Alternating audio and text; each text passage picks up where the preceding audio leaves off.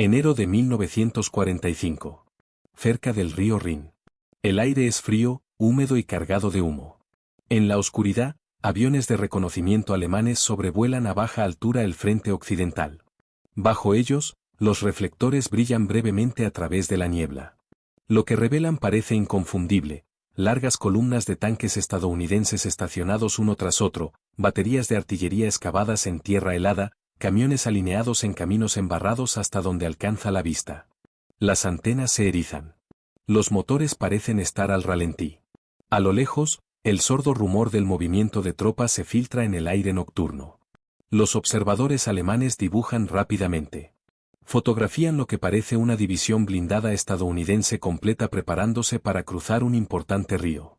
Se envían informes al este antes del amanecer. Se marcan los mapas. Se reubican las reservas. Se reescriben las órdenes. Pero en tierra, no hay tripulaciones de tanques calentando motores. No hay artilleros cargando proyectiles. No hay divisiones esperando para atacar. Lo que vieron los pilotos fue goma, lona y una luz cuidadosamente colocada. Lo que oyeron provenía de altavoces montados en camiones a kilómetros de distancia. Y los soldados responsables, pocos en número y ligeramente armados, ya se preparaban para desaparecer antes del amanecer. La ilusión duraría el tiempo suficiente. Y en algún lugar más allá de la niebla, el verdadero ejército estadounidense ya estaba en movimiento. Para el invierno de 1944, la guerra en Europa había entrado en su fase final y brutal. El desembarco aliado en Normandía, el junio anterior, había destrozado el muro atlántico de Hitler, pero no había puesto fin a la lucha. En cambio, el frente occidental se extendió en una agotadora campaña de movimiento, contraataque y desgaste a lo largo de Francia, Bélgica y la frontera alemana. El ejército alemán estaba herido, pero lejos de estar ciego. A pesar de las cuantiosas pérdidas, la inteligencia alemana seguía dependiendo de una tríada familiar: reconocimiento aéreo, intercepciones de radio y observación humana. Aviones de alta velocidad fotografiaban carreteras y vías férreas. Las unidades de señales se escuchaban obsesivamente en busca de patrones en el tráfico de radio aliado. Los analistas del cuartel general de retaguardia intentaban ensamblar fragmentos para formar una imagen de las intenciones aliadas. Era imperfecta, pero a menudo lo suficientemente precisa como para ser peligrosa. Los aliados lo entendieron. Pero también comprendieron algo más preocupante. A finales de 1944, la escasez de personal se estaba convirtiendo en una seria preocupación. Las divisiones de infantería estaban agotadas. Las tropas de reemplazo llegaban con un entrenamiento mínimo. Las listas de bajas se alargaban tras batallas como la del bosque de Urgen y las Ardenas. Cada asalto frontal conllevaba un coste que los aliados ya no podían permitirse. La solución no siempre fue más fuerza, sino una fuerza más inteligente. El engaño ya había demostrado su eficacia. En 1943, los estrategas aliados habían utilizado información errónea elaborada para disfrazar la invasión de Sicilia. A principios de 1944, la Operación Fortaleza convenció al alto mando alemán de que el desembarco de Normandía era una maniobra que retrasaba el movimiento de las reservas blindadas alemanas en el momento crítico. Estos éxitos no fueron accidentales. Fueron ilusiones cuidadosamente urdidas, diseñadas para explotar la forma en que el enemigo pensaba, observaba y reaccionaba. Pero había un problema. Las grandes operaciones de engaño eran lentas de preparar y difíciles de ajustar una vez en marcha. Requerían meses de planificación, una extensa coordinación burocrática y una ejecución rigurosa. A medida que los ejércitos aliados se adentraban en Europa, el campo de batalla se volvía inestable. Las líneas del frente cambiaban semanalmente, a veces a diario. Los comandantes necesitaban un engaño que pudiera moverse tan rápido como los tanques y la infantería. Necesitaban una fuerza que pudiera aparecer donde no existía ninguna fuerza y desaparecer antes de que llegara la verdad. Al mismo tiempo, los comandantes alemanes se enfrentaban a un dilema propio. La escasez de combustible limitaba los movimientos.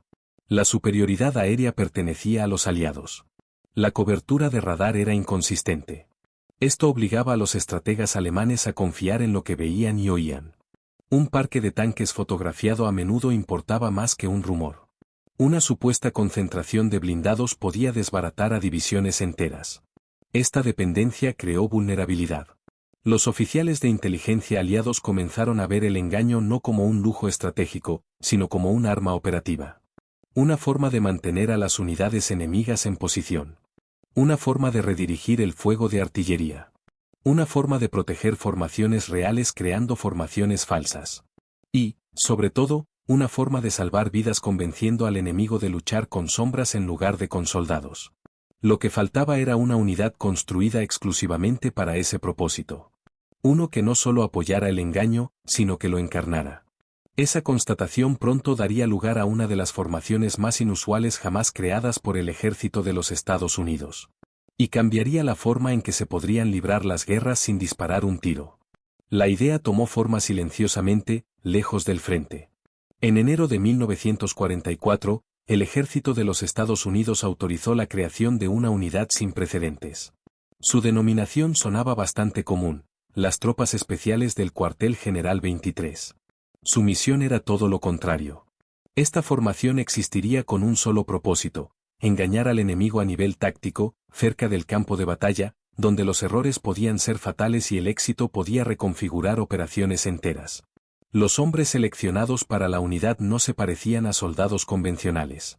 Muchos provenían de escuelas de arte, programas de arquitectura, empresas de publicidad y formación en ingeniería de sonido. Algunos habían estudiado pintura en Nueva York. Otros trabajaban en teatro, producción radiofónica o diseño industrial.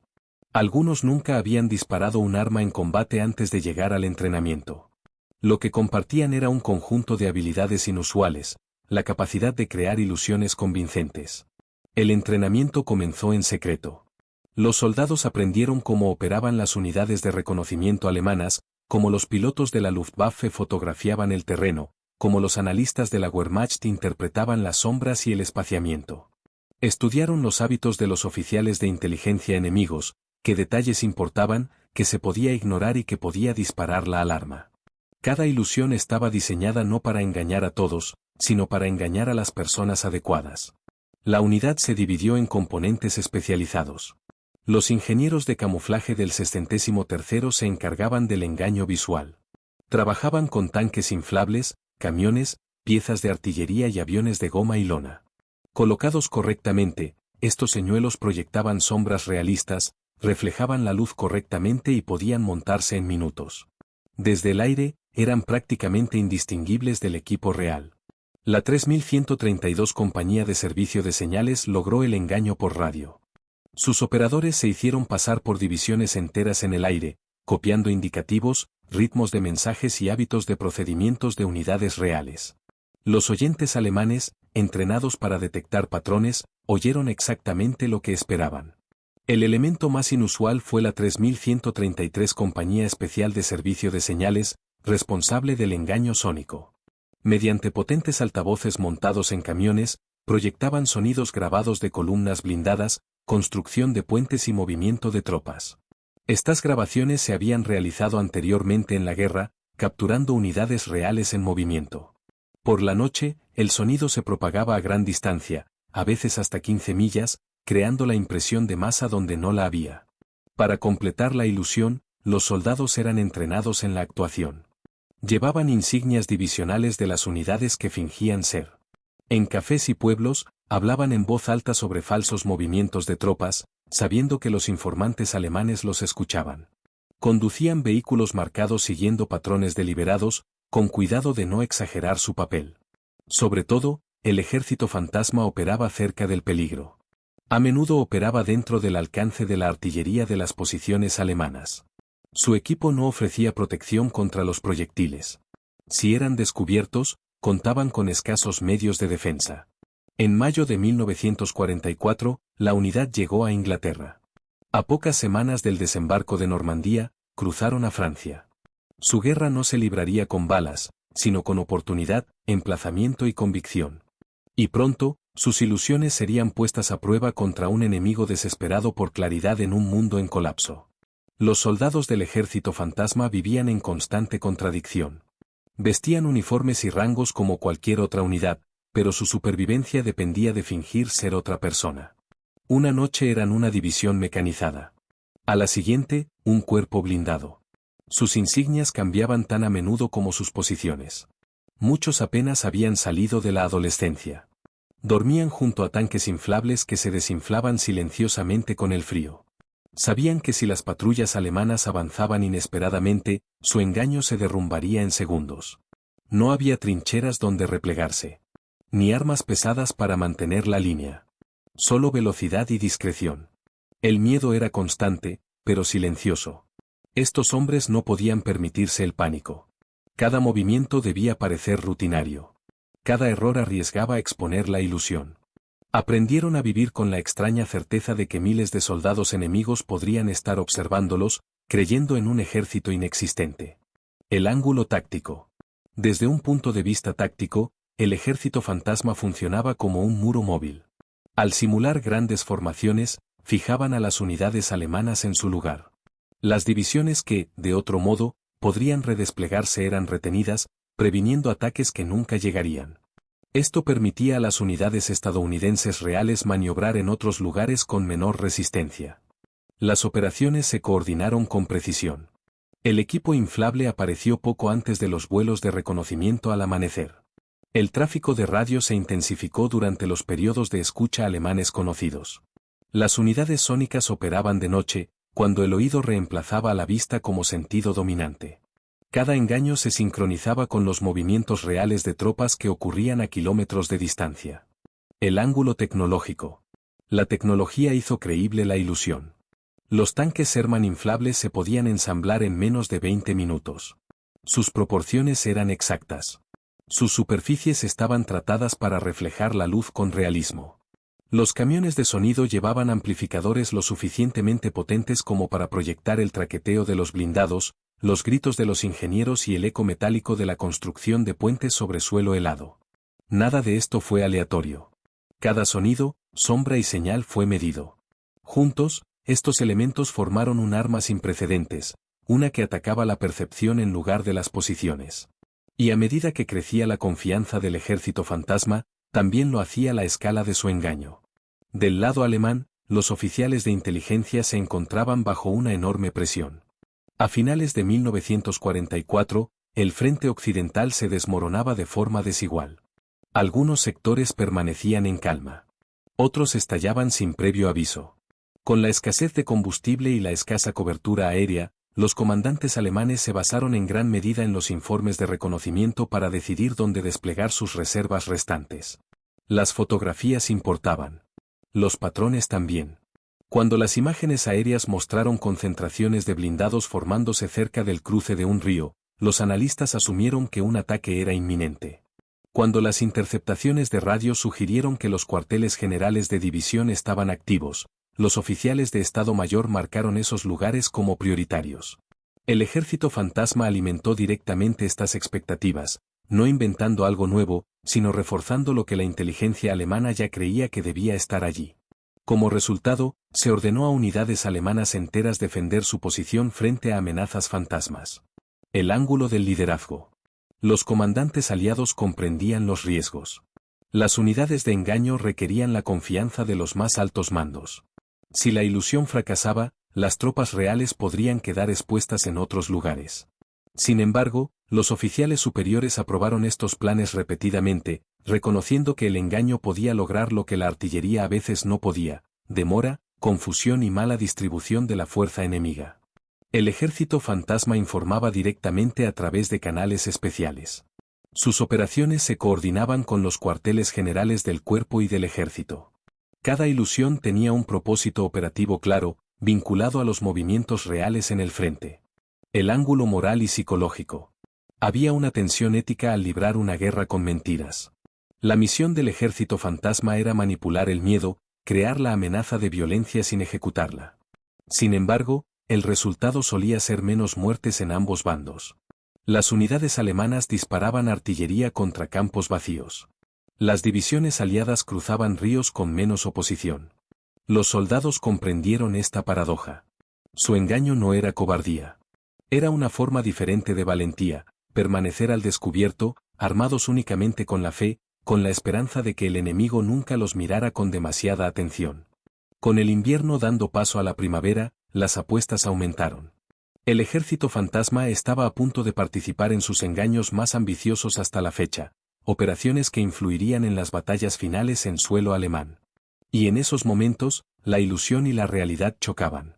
Marzo de 1945. El borde occidental de Alemania. El río Rin se erigía como la última barrera natural entre los ejércitos aliados y el corazón del territorio alemán. Sus cruces eran estrechos, expuestos y predecibles.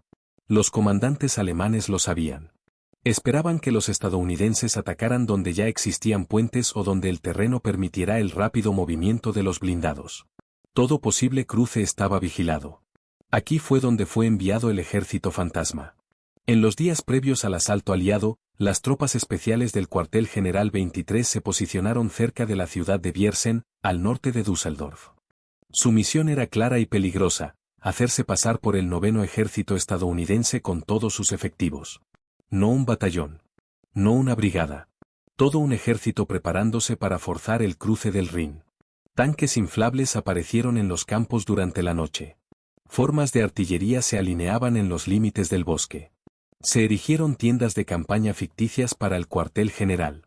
Los operadores de radio comenzaron a transmitir información constante, órdenes, acuses de recibo, conversaciones rutinarias, utilizando las señales de llamada y los hábitos de las unidades reales del 9º ejército. Las estaciones de interceptación alemanas rebosaban actividad. Por la noche, los camiones con sonido se posicionaron. A través del aire frío se oía el inconfundible ruido de maquinaria pesada de ingeniería. Puentes de pontones en construcción. Camiones dando marcha atrás. Hombres gritando instrucciones. El paisaje sonoro de un ejército preparándose para el ataque. Los vuelos de reconocimiento alemanes lo confirmaron visualmente. Los analistas compararon las fotografías con las señales de radio interceptadas. Todo coincidía. Lo que no vieron fue la verdad. El verdadero 9º ejército se estaba reuniendo kilómetros al sur, cerca de Wesel. Allí, bajo el mando del general William Simpson, los ingenieros estadounidenses preparaban uno de los cruces fluviales más grandes de la guerra. El momento oportuno era crucial. La sorpresa era esencial. Durante 2 semanas, el ejército fantasma mantuvo su posición. La artillería alemana bombardeaba campos vacíos. Las unidades defensivas permanecieron inmóviles, a la espera de un ataque que nunca llegó. Los comandantes alemanes dudaban en replegarse, reacios a abandonar lo que parecía una amenaza importante. El 23 de marzo de 1945 comenzó el verdadero asalto, lejos de las ilusiones. Cuando las unidades alemanas se dieron cuenta del engaño, las fuerzas aliadas ya habían asegurado cabezas de puente al otro lado del Rin. La barrera final estaba rota. Y el ejército fantasma, habiendo hecho su trabajo, empacó sus ilusiones y desapareció antes del amanecer. Pero este no fue el final. Mientras Alemania se derrumbaba hacia adentro, el engaño continuaría marcando las últimas semanas de la guerra, hasta el momento en que el silencio reemplazó a los disparos. La respuesta alemana llegó demasiado tarde y en fragmentos. Una vez que las fuerzas aliadas cruzaron el Rin con fuerza, la ilusión se desvaneció rápidamente. Los informes del frente contradecían las fotografías de reconocimiento. Las unidades enviadas para contrarrestar la supuesta amenaza cerca de Viersen no encontraron ningún blindado estadounidense avanzando. El fuego de artillería no alcanzó nada importante. La comprensión se extendió silenciosamente por los canales de mando alemanes. Se habían estado preparando para una batalla inexistente. Para entonces, el daño ya estaba hecho. A través de múltiples cruces, la infantería y los blindados estadounidenses avanzaron hacia el este. Los ingenieros trabajaron sin la presión prevista de los contraataques alemanes. Se ampliaron los puentes. Las columnas de suministro se unieron a ellos. Lo que debería haber sido una defensa desesperada se convirtió en una rápida penetración aliada en el oeste de Alemania. El ejército fantasma continuó operando incluso mientras el frente se derrumbaba. En algunos sectores, simularon retiradas, sugiriendo que las fuerzas estadounidenses se estaban retirando cuando, en realidad, avanzaban hacia otros sectores. En otros, crearon la ilusión de reagruparse, convenciendo a los comandantes alemanes de esperar ataques que nunca llegaron. Cada engaño robaba tiempo, horas, días, que Alemania ya no podía permitirse. Las reservas alemanas se agotaron. La escasez de combustible limitó la movilidad. La cohesión del mando se debilitó al interrumpirse las comunicaciones bajo la superioridad aérea aliada. El ejército fantasma no causó estos fallos, pero los explotó con precisión. La ilusión amplificó el colapso. Para los soldados del cuartel general de tropas especiales del 23º, el peligro nunca desapareció del todo. La artillería alemana ocasionalmente cercó sus posiciones. Las patrullas se acercaron más de lo previsto. Un solo error podría haberlo expuesto todo. Sin embargo, la ilusión perduró, operación tras operación, hasta que la resistencia se redujo a focos dispersos. Para abril de 1945, el frente occidental ya no parecía un frente. Era una marea en movimiento. Las ciudades caían en rápida sucesión. Las unidades alemanas se rindieron en grupos, a veces sin disparar un solo tiro, sin saber dónde se concentraban las verdaderas fuerzas estadounidenses. Cuando la noticia de la muerte de Hitler llegó al campo de batalla a finales de mes, el ejército fantasma seguía activo. Sus últimos engaños ayudaron a enmascarar los movimientos aliados mientras la guerra se acercaba a su fin. Y cuando llegó la rendición, no llegó con una ilusión final, sino con silencio. El engaño había cumplido su propósito. Lo que quedaba era el ajuste de cuentas. Los resultados del trabajo del ejército fantasma no se midieron en territorio capturado o bajas enemigas, sino en lo que nunca sucedió. En toda Europa occidental, la artillería alemana bombardeó campos vacíos en lugar de avanzar con la infantería. Las unidades defensivas permanecieron fijas ante amenazas fantasma, mientras que las formaciones aliadas reales avanzaron sin oposición a otros lugares. En varias operaciones, los comandantes estadounidenses observaron posteriormente una resistencia inusualmente baja en sectores que, según la inteligencia, estarían fuertemente defendidos. Esas ausencias no fueron casualidades. Tras los cruces del Rin, las evaluaciones de inteligencia aliadas concluyeron que las fuerzas alemanas habían sobreestimado significativamente la fuerza estadounidense en diversas áreas. Los informes recuperados tras la guerra mostraron que los comandantes alemanes creían enfrentarse a muchas más divisiones de las que realmente existían. Unidades blindadas enteras fueron retenidas, a la espera de ataques que nunca se produjeron, mientras las puntas de lanza aliadas avanzaban rápidamente a través de las líneas debilitadas. El coste humano evitado fue considerable, aunque imposible de calcular con precisión. Menos cruces disputados significaron menos ingenieros muertos bajo fuego enemigo.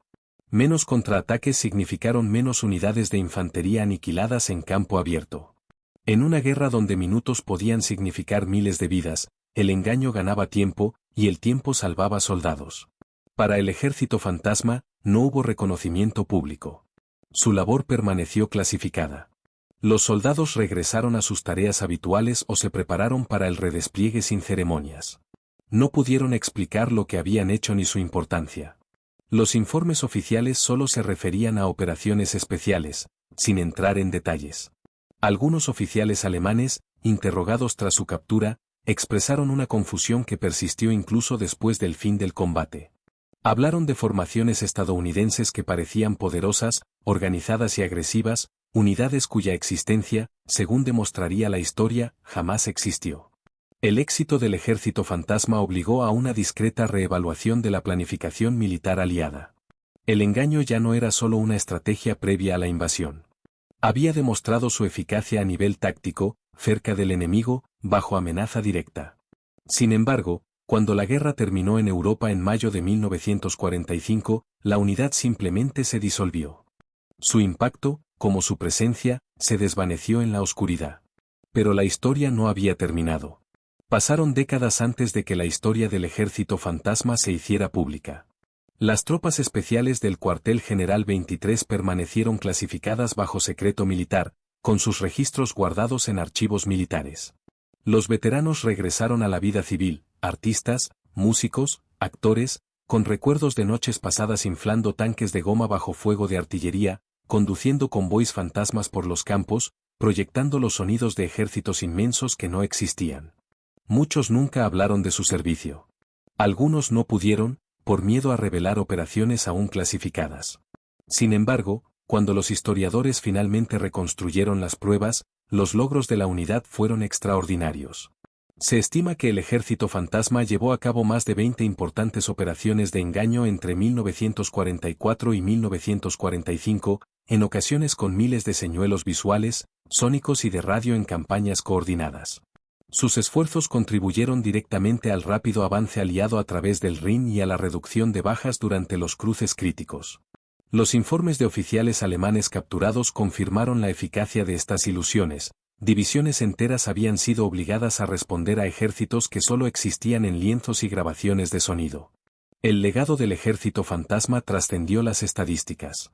Su labor representó una nueva dimensión de la guerra, donde la imaginación, la psicología y el arte se convirtieron en herramientas estratégicas.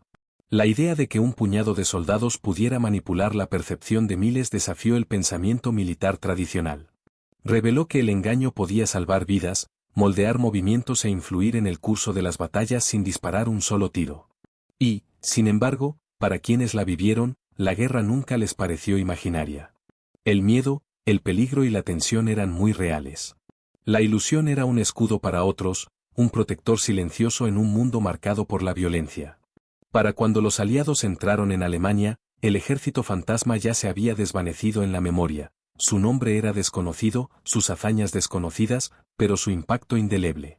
Su historia, una vez enterrada en secreto, eventualmente emergería como uno de los ejemplos más notables de ingenio y coraje en la guerra moderna. El ejército fantasma nos recuerda que la guerra no se libra solo con acero y pólvora, sino con percepción. En los campos de Europa Occidental, la imaginación se convirtió en un arma. Un tanque de goma, un sonido cuidadosamente grabado, una transmisión de radio bien ubicada.